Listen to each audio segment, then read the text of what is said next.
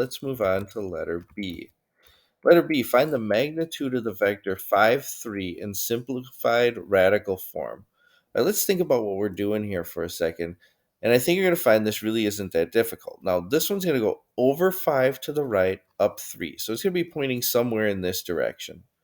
Now let's think about that shape that I just made.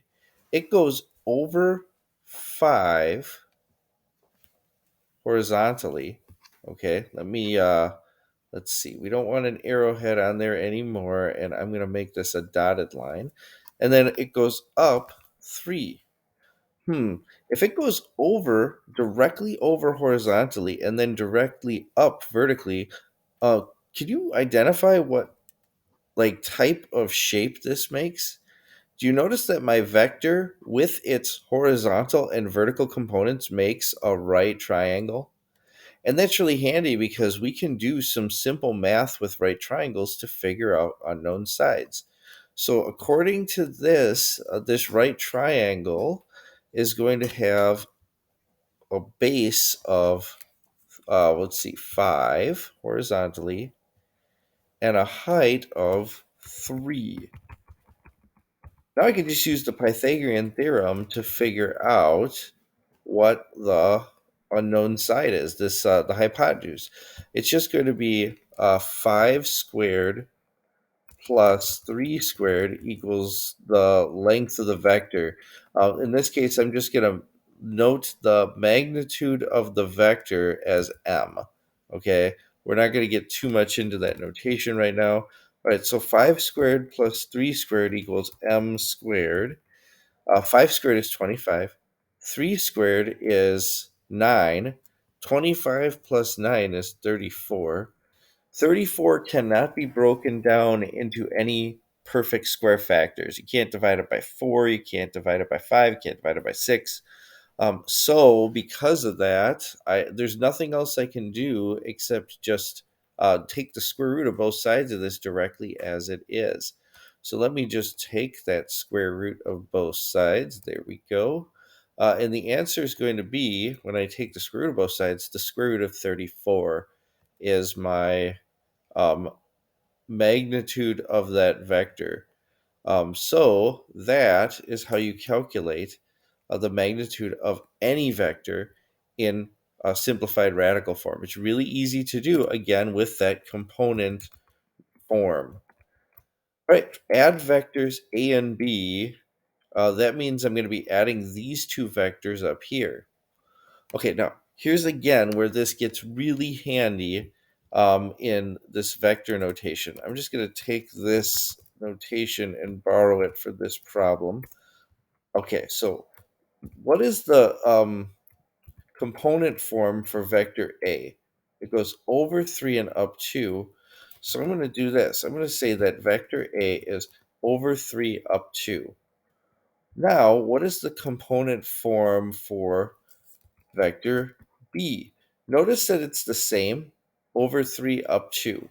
So I'm going to copy this component form, and we're going to just be adding these two components to each other.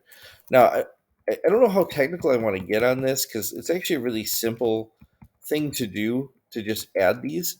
But I am going to just mention when we add vectors, what we're actually doing is picking up this vector from where it is on the page and starting its initial point at the end point of the first vector, and then we're just going to lengthen this vector in the direction of this vector and go up here.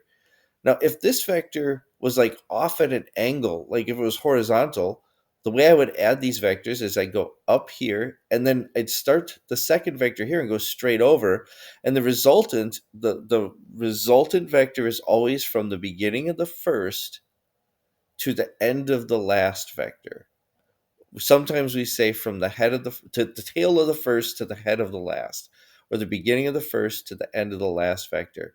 Now, one thing you're going to run into in this assignment, all of these are really easy because all the vectors are in the same orientation. They have different magnitudes maybe, but they're generally in the same orientation. But even if they weren't, it's really easy to add vectors using the component form, because what do? We just add the x components and then we add the y components. So if I add 3 plus 3, what do I get? 6.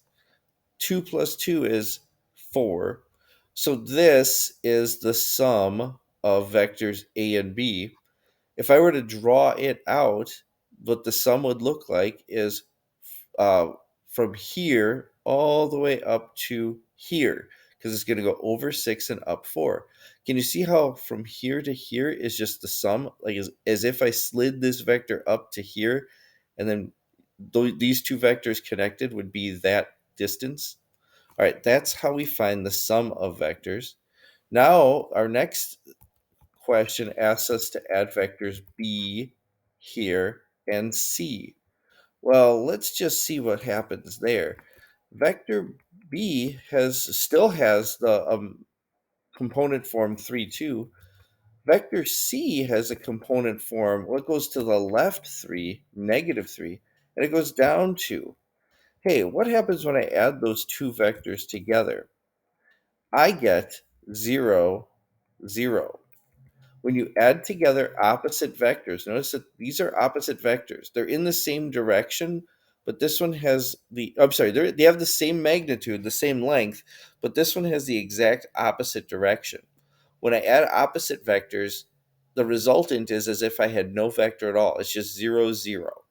Okay, and that's what happens when we add B and C.